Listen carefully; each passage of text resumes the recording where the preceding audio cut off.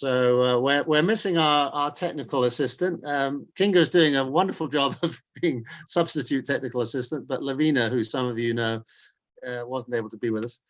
But it looks like we're now live streamed. So it gives me very great pleasure to introduce everybody across the Zoom call and anyone who's on the live stream or watching later to this mediaspace global networking event on the subject of sustainability in the advertising and media space. For those of you I don't know, I'm Hamish Sanderson. I'm the chair of Mediaspace and the chair of its parent company, White Report Global. I'm an international lawyer. Nobody's perfect. I'm qualified in the US and the UK. And for a number of years now, I've been working with Kinga as the CEO and founder of Mediaspace. And also have a colleague from our board, Phil McCauley, who is with us now. Hi, Phil. And we are absolutely delighted to welcome all of you. Thank you for your time across a number of continents.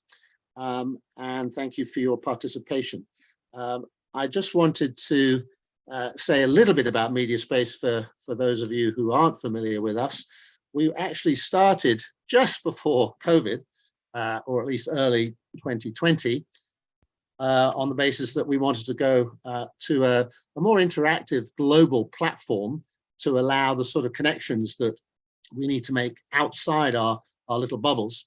And as it happened then, as we got Mediaspace off the ground, COVID hit, and of course it became impossible to have in-person meetings. So in the nick of time, thanks to Kinga's foresight, we set up Mediaspace Global, and since then we've been having regular monthly Zoom calls across the globe, as well as increasingly, as we were just discussing earlier, some in-person meetings. And the point about Mediaspace is that there are other platforms, other networks are available, but the difference here is instead of just meeting profiles, you meet actual people. And as I hope you'll see from this event today, we do believe strongly in the value of a conversation, the value of interactive conversations. That's why we do not do webinars. I hate webinars. I don't know about you, but where you sit silent and unseen in some great big sort of ether or cloud and never get to talk to each other. So as those of you who know Zoom will understand, this is actually a meeting in Zoom. So you'll all have an opportunity to participate after the panel when we have experts discussing the topic. You'll have an opportunity to introduce yourselves and to engage in that conversation. So just a little bit about the format and the house rules.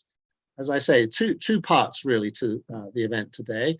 The first is what we call a fireside chat with our special guests, whom I'll introduce in a minute.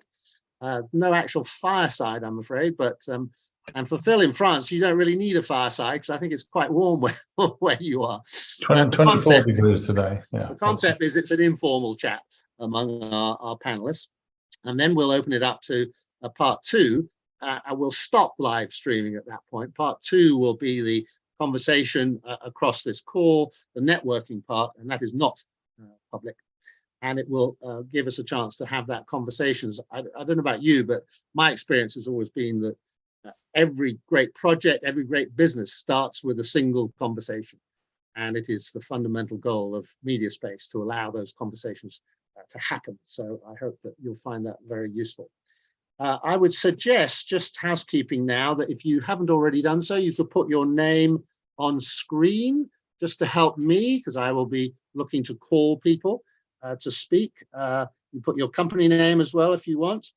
Please make sure you've signed up to Mediaspace Global if you're not already signed up. It is free, but these events are for members, so we'd like you to be a member in order to participate. So just go to the website and sign up. And if you want to put a contact address in the chat, please feel free to do so that people who might have met you on this call know how to get hold of you afterwards. I have a new item in the script that King has given me, which says that only humans are allowed on this call. So I'm not quite sure what that means, but I think AI assistants are not allowed. How we tell an AI assistant from a human being, I'm not entirely sure, but that will be interesting if we find a non-human person on this call. They will be thrown out. So that's the latest rule. Okay, I think that's probably enough from me. I'd just like to hand over to Kinga now to say a few words of welcome and introduction. Kinga. Thank you, Hamish. And hi, everyone. My name is Kinga. I'm a media expert and the fundraiser of mediaspace.global. As you know, we are building MediaSpace as a new ecosystem globally to break local and elitist business bubbles and to create something new to help our members stay ahead of the curve and find new opportunities. Our professional mission is to bring people together who probably wouldn't meet anyway, or it would take longer for them to meet. We are very much interested in everything that is new and happening to our industry. So I think that's a very, very interesting topic today to discuss sustainability trends, challenges and opportunities. We believe it's very, very complex, so probably within this time we won't be able to solve all the problems, but to start new conversations, as Hamish said, is the primary objective. We are looking for quick wins, so hopefully our experts and innovators on the panel will be able to help you to take something very specific away, and we hope it's going to be a very interesting and great session. Thank you. Thank you very much, Kinga. Yeah, that was a bit of a challenge to say that we'll solve the climate crisis today. I think we'll be slightly less ambitious, but hope to find some problems that can be identified and hopefully some opportunities to solve them as we go through this meeting. So next, I'm going to introduce our panel of experts. They are truly experts and know what they're talking about, and they are also innovators in the media sector. So we're very, very delighted that they were able to join us. So I'll introduce them now by name, and then I'll ask each of them to say a few words, really quite briefly, to kick off the conversation. So in no particular order, I'd like to introduce Sophie Pemberton. Would you like to wave, Sophie? I'm not sure where you are, but there you are. Hi, Sophie, who is the Group Chief Strategy Officer of Talon Outdoor. I'm sure she'll tell you more about that. And she's also a member of the IPA Media Climate Action Charter, a very relevant group in terms of today's conversation. Next, I'd like to introduce György HUSZICS. I'm sorry for my pronunciation, but he is the co-founder of the Carbon.Crane, and you'll hear more about that from him. Welcome, György. Next, Joanne Thurlow, who is a digital and sustainability transformation consultant, and last year voted one of the most influential women in tech. So we're pleased to have women of influence in this group. So thank you for joining us. And then last but not least, Harvin Gupta, who is head of commercial partnerships at Scope 3. So the way this is going to work, there are obviously a lot of challenges, a lot of opportunities. I'm going to ask each of the four of you just to give one challenge. It could be what you consider the biggest challenge in terms of sustainability, or just a challenge that you're currently wrestling with. So just one quick challenge, and then one opportunity or solution in relation to either that challenge or other challenges. In other words, we don't have time to go through the whole range of sustainability issues, but if you give one challenge, one opportunity, just to get the conversation going, I think that would be really helpful. And as you do that, perhaps you just explain where you work and how you get to be involved in this topic. So we'll start with you, Sophie. Sophie Pemberton, would you like to give us your challenge and your opportunity? Sure. Like Hamish said, I'm the Group Chief Strategy Officer here at Talon Outdoor. We are a global independent out-of-home network, and my role in particular is to set the agenda for the long term of the business, and increasingly that is incorporating ESG objectives. So I head up the sustainability squad. I sit on the IPA Media Action Group.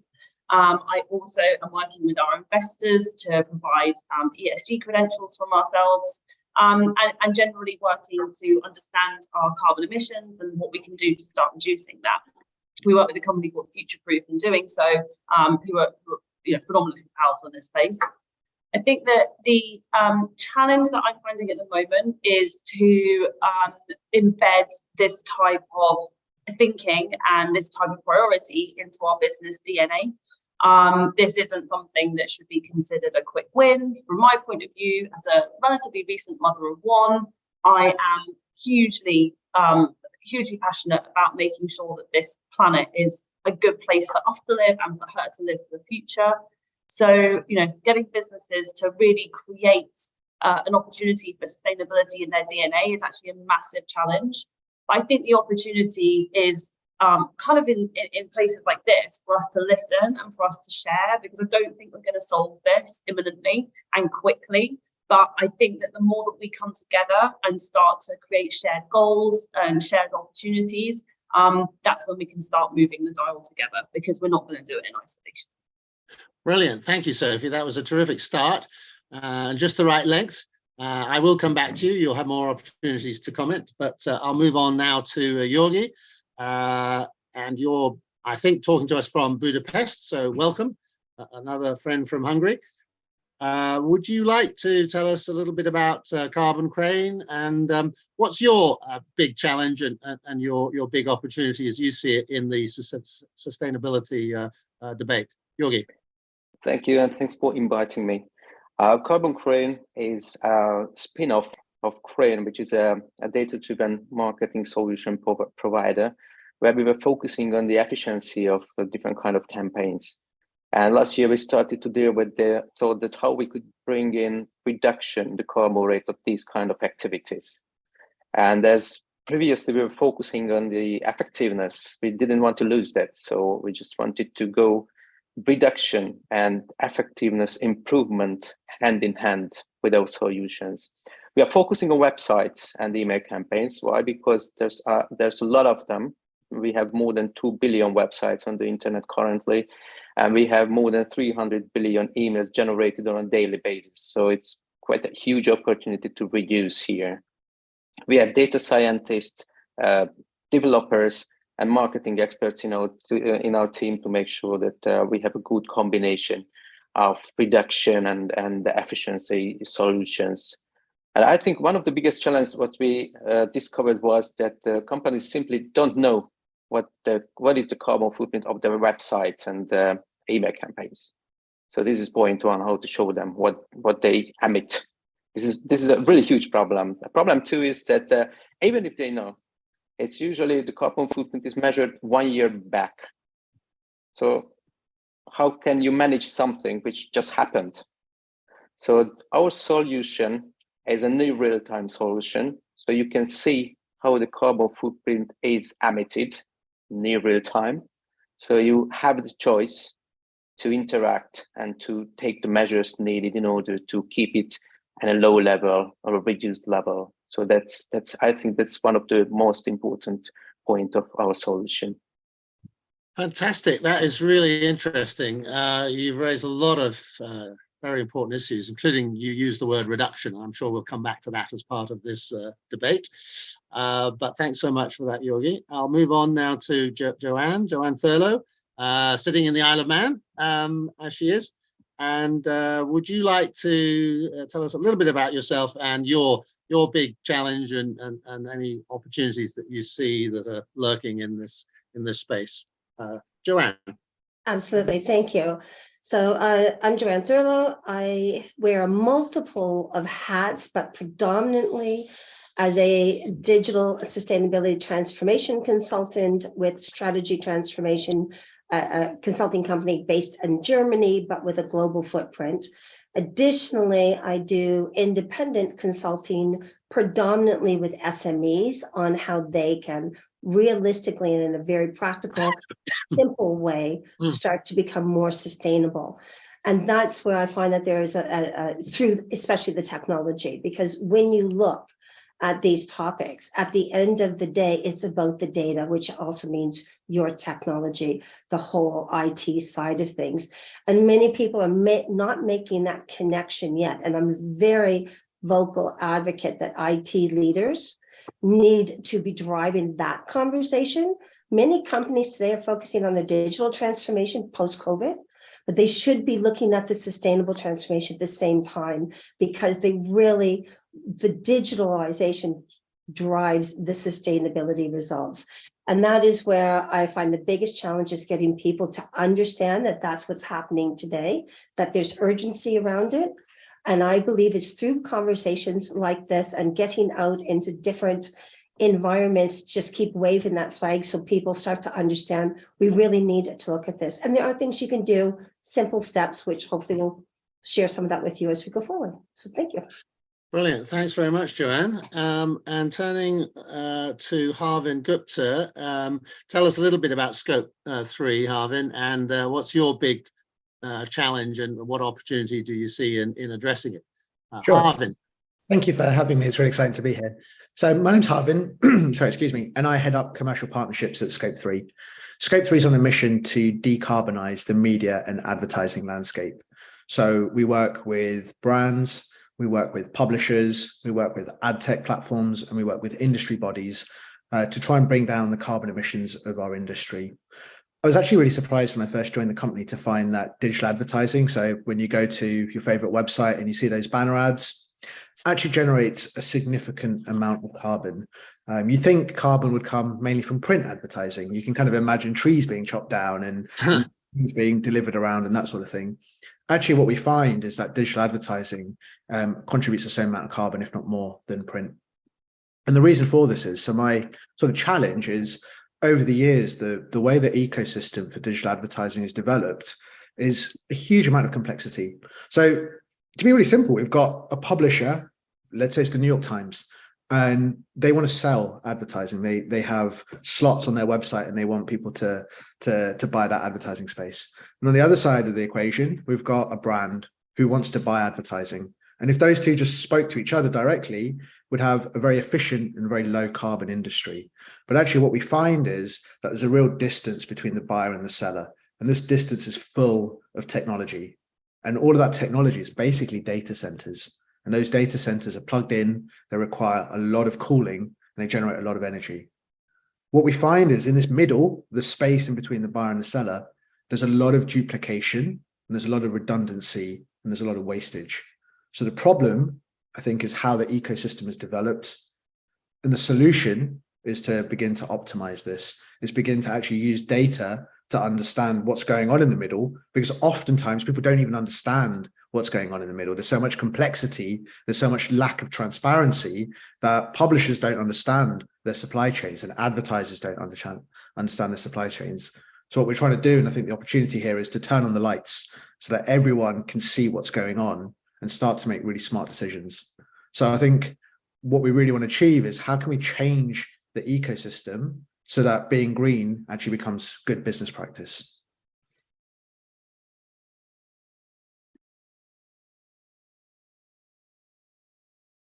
You are on mute, Hamish. I'm sorry, I was following your instruction to mute, and I forgot to unmute. I was just saying that I think those of you who listen to that panel will agree with me that we're incredibly lucky to have these experts who obviously know their subject backwards and forwards. So this is an amazing opportunity for us to engage in a conversation with them. And I wanted to start by digging a little deeper into, I think, what all four of you made clear explicitly or implicitly, which is there's a great deal of ignorance among users of digital technology as to its carbon footprint.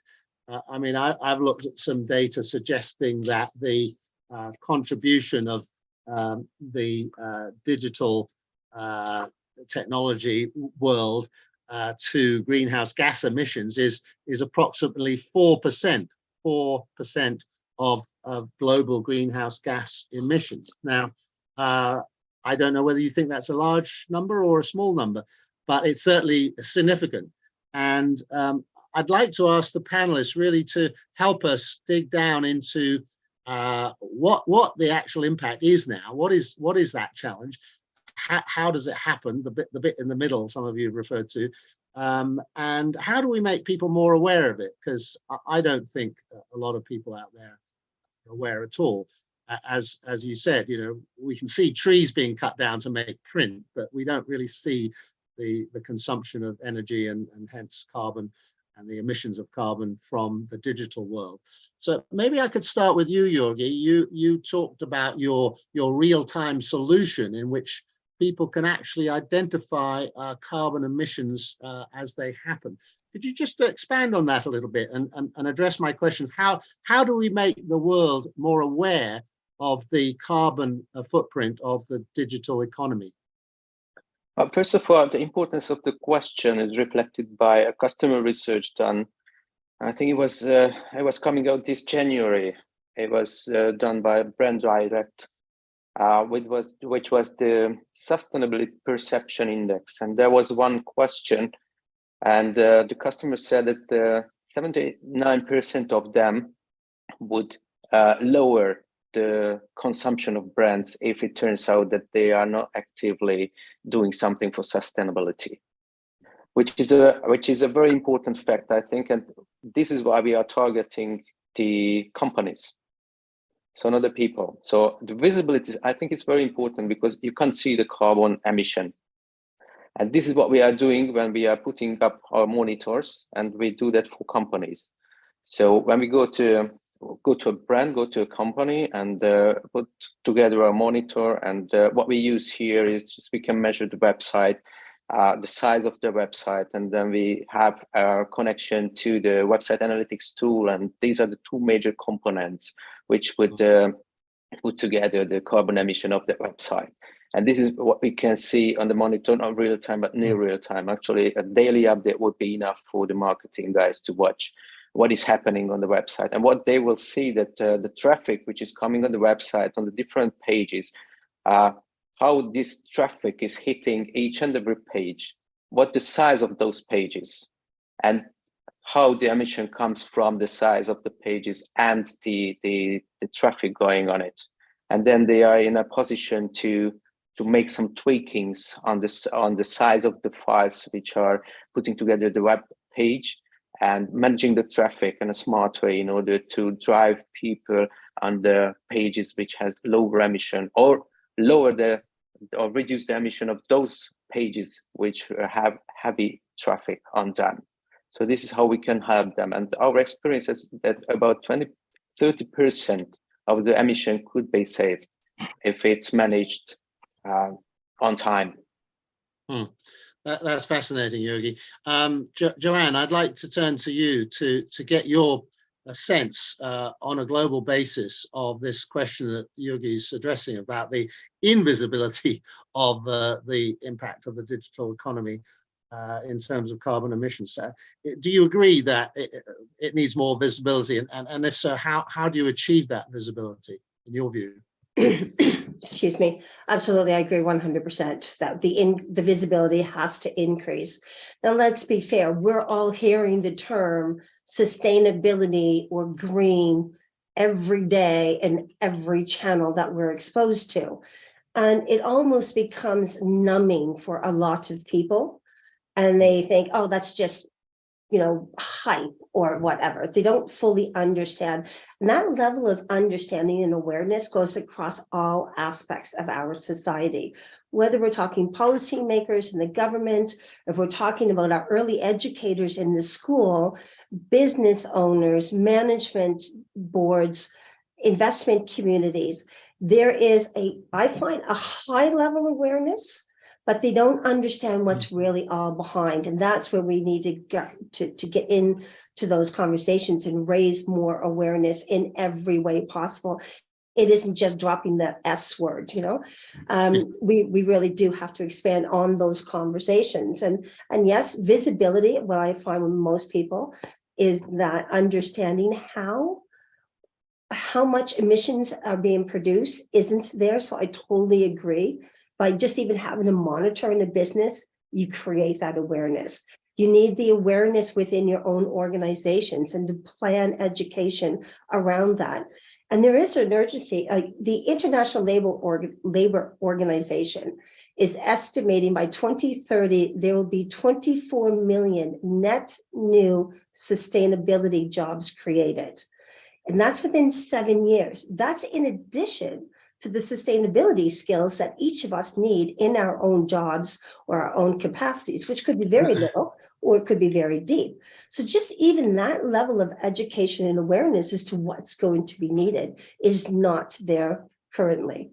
When you get looking at the optimization of your environment, be it your website, be it your technology, and because at the end of the day, it all comes down to the data and the data centers, that visibility and being able to optimize it is also equally important. And many of the IT leaders don't understand what they could be doing themselves to optimize that tech environment. So. Thank you, Joanne. Harvin, can I come to you? You were mentioning the false assumption that print advertising creates more carbon than digital advertising. I take it you agree we need more visibility of the true facts. How would you suggest that we go about increasing the level of visibility of this problem? Yeah, it's a great question. I think for any problem, before you can manage a problem, you need to be able to measure it. So I think that's the first thing. It's around having the data in place. And the other important thing that we found at Scope 3 is everyone has to agree to the same set of data. So there's different ways of measuring. There's different boundaries. What do you measure? What do you include? What don't you include? How do you measure it? These are still things that are being decided. And I think it's really important that within an industry, people agree to the same set of standards. Otherwise, you can't have sensible conversations with each other. So I think standardization of the data is super important. Yeah. The next thing I want to talk about is what I'm really against is often when we talk about data for sustainability, we rely on very high level averages, and that can be very problematic as well. The problem with an average is that if you've done a lot of work in the sustainability space, you get rolled up to an average, so you're being penalized. If you've done no work in the sustainability space, you're a high polluter, you're being rolled down to the average, so you're being rewarded. So this is perverse in some respects. So I think that how we generate the data, agreeing to standardization and making sure the data is accurate, is real time, and is granular, these things are really important. And that it gives us a foundation. And because when we work with brands, the first thing they always want to know is, well, what's my baseline? Where am I starting from? And then from there, we can talk about optimization and reduction. But I think understanding that baseline and having that as something that we all agree to and is measured correctly is very important. Yeah, Harvin, I was wondering what you thought about that figure of 4% that I quoted earlier. I have some questions about how you define it, which you're echoing. What standards do you apply to come up with that figure of 4%? Do you recognize that figure? Is there any general consensus about that figure? Yeah, so I've definitely seen that figure used a lot. The figure that I use that kind of brings things, for me, helps me understand the enormity of the problem, is that for every million ads that are shown on the internet, that's the equivalent of carbon emissions from a return flight from London to Boston. Now, a million ads sounds like a lot, but actually think about the size of the internet. You think about how many ads are being served. I bet you a million ads were served from the time I started this sentence. And that's a return flight from London to Boston. So I like analogies like that because, if you say 4% of carbon emissions, it doesn't really mean so much. If I say it's a ton of carbon being emitted, so is a ton of carbon a lot? Is it a little? But if we can start to turn it into real life things, analogies, I think that really helps people understand the carbon. Yeah, thanks. That's really helpful. Could I come back to you, Sophie? Did you have any thoughts about the question of visibility of the problem and the size and scale of the problem that you'd like to comment on? Yeah, I guess I was going to go down a similar route to where Harvin has just left off, actually, which is visibility is really important. However, to affect behaviour change, you have to help people understand how they are contributing and what it means to them. And that is going to be different depending on who you're talking to. So I'm going to have to speak to my CEO here about sustainability in a different way than I'm going to talk to the new exec that's just joined my team. And I went to Dubai recently to present at a conference, and I wanted to end on how much it's taken me to get there in terms of carbon emissions. Like I said, it's taken 2.6 tons of carbon. That doesn't mean anything. So I had to say it's taken 2.6 tons of carbon, which is the equivalent of me having to plant 150 trees and let them grow for the next year to offset my flight to be here. And at one point, one person got up and clapped me, which was great. But it made people start to understand the enormity of one thing happening and one thing that they could change to make a positive impact. So maybe next time they're being asked to fly to somewhere or go to a conference, they'll think twice about their travel options. But I think this idea of visibility is really important, but visibility in the right context for the individual is equally as important. Because if I walk into my CEO's office and I talk about sustainability without profit, he isn't going to listen. We need to make sure that we're talking about those things all being interlinked, which eventually is the triple bottom line, right? So that those things do not sit mutually exclusively. It's about people and profit and planet, and those things working together to make successful businesses, not just profit. Yeah. Thank you, Sophie. Now, we're going to move in about 5 minutes to the networking session, but I would just like to have one final round with the panelists of very quick fire question about solutions. I think one of the things that many people find depressing or disheartening is that, we're talking such long time scales, and yet there's an urgency, and people want to know, what can we do now? And we can't really focus on what's the target for 2030 or 2050. And those percentage reductions that we hear about 1.5 or percentage limits are not terribly meaningful to the average person. So could I ask each panelist just to give us in this space, the media advertising space, one suggestion, just one really short, quick suggestion, what we can do starting tomorrow that would, in your view, make a significant difference. So I'll start with György again. Yeah, okay. My quick sentence will be, please use our monitor so you will be better understand your carbon footprint. Yeah. Well, it came from you.